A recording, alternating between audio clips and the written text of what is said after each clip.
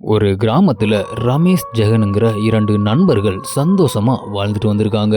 அவங்க தினசரி அதிகாலையில தனது வீட்டு பக்கத்துல ஒரு பீச்சுக்கு சென்று உடற்பயிற்சி பண்ணிட்டும் வந்திருக்காங்க. அப்பதான் ஒரு நாள் வழக்கம் போல ரமேஷ் அதிகாலையில பீச்சுக்கு போறதுக்காக வேண்டி தனது நண்பனான ஜெகனை அவனோட வீட்டுக்கு போய் எழுப்பியிருக்கிறான். உடனே நேரத்தை கூட பார்க்காம தனது நண்பன் வந்த உடனே தூக்க கலக்கத்துல எழுந்திருச்சு ரமேஷ் கூடல போயிருக்கிறான். ஜெகன் பீச்சுக்கு போனதும் பீச்சில் சூரியன் உதிக்காம இருட்டா இருக்கிறத பார்த்த ஜெகன் தனது நண்பனான ரமேஷ் கிட்ட ஏன் இன்னும் இன்னைக்கு சூரியன் உதிக்கவே இல்லைன்னு கேட்டிருக்கிறான்.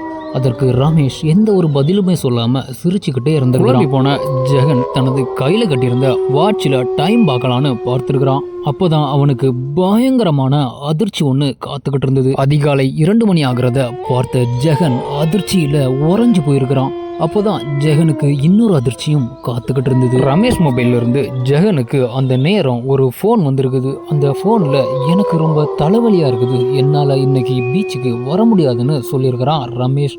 இதை கேட்டதும் ஜெகன் பயத்தில் நடுநடுங்கி போயிருக்கிறான். அப்போதான் தான் கூட வர்றது யாருன்னு பின்னால் திரும்பி பார்த்துருக்கிறான் ஜெகன். பின்னால் ரமேஷுக்கு பதிலாக வேறொரு உருவம் இருக்கிறத பார்த்த ஜெகன் அலறி அடிச்சுட்டு தனது வீட்டுக்கே ஓடி போயிருக்கிறான்.